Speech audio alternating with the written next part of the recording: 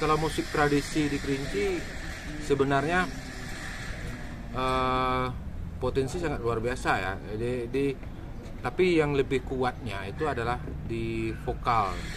Kalau Kerinci vokal, kalau untuk instrumen tidak banyak di Kerinci, tapi vokal itu sangat luar biasa di Kerinci, karena menurut hemat kita tuh bahwa Kerinci awalnya dilahirkan oleh musik itu adalah dari vokal, itu tale, seperti tale ini banyak lagi talenya, bermacam-macam bentuk tale itu.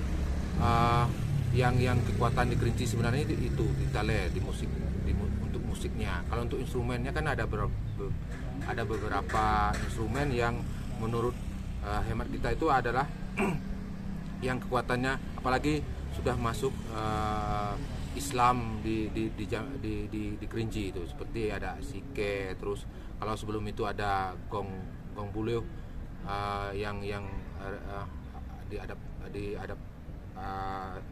dari Kundirisko yang ada beberapa tempat di Sungai Penuh terutama itu. Makanya perlu untuk dilihat lagi bahwa kekuatan yang sebenarnya, kekuatan secara musikalnya yang ada di Kerinci itu adalah tale sebenarnya itu.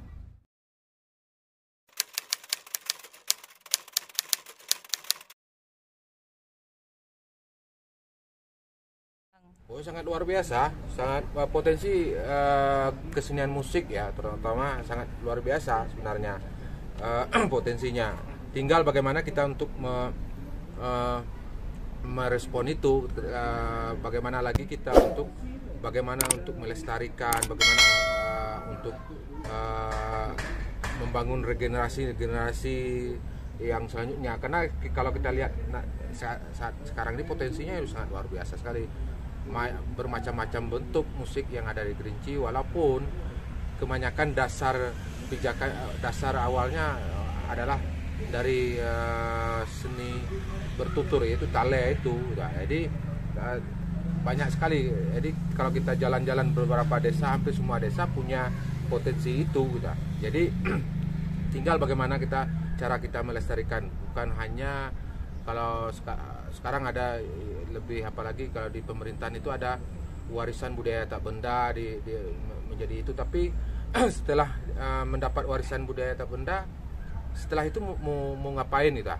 Setelah itu apakah hanya sekedar sertifikat itu saja? Tapi setelah mendapat sertifikat, kesenian ini mau diapain gitu? Sepertinya kayak tale, kemarin baru dapat maestro, baru dapat warisan budaya tak benda, tapi setelah mendapat warisan budaya tak benda itu tidak ada lagi mau apa gitu.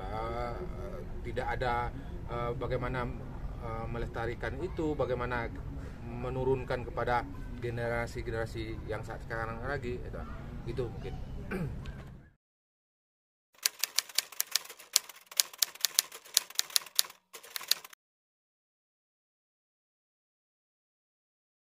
Isinya kalau menurut saya, ketika baru selesai jalan untuk riset, saya lihat urgennya sangat memperhatinkan sekali itu, karena sekarang nih anak-anak muda yang nggak ada yang untuk mencoba untuk melestarikan apa yang salah di sini. Saya nggak tahu apakah orang pelakunya sendiri tidak memberi ke anak muda, atau anak muda yang tidak mau belajar masalah ini. Sebentar lagi, perkiraan saya kalau tidak cepat untuk melakukan regenerasi di bidang musik tradisi khususnya, kalau tidak cepat meregenerasinya, saya rasa 10 tahun atau 15 atau 20 tahun ke depan, potensi kesenian yang ada di Kerinci secara umumnya akan hilang gitu. Jadi harus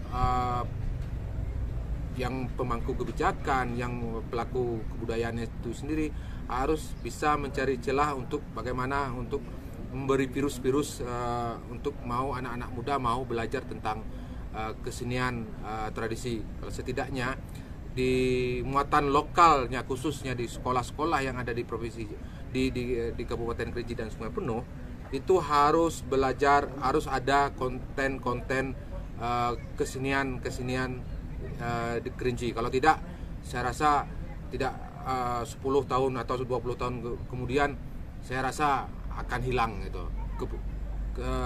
Itu kita lihat dari hasil riset kita sudah berapa hari sekarang ini kita di Kerinci, sangat memprihatinkan karena kita lihat kondisinya yang pelaku itu sendiri sudah berumur di atas 70, ada yang ada yang 80 gitu. Gitu.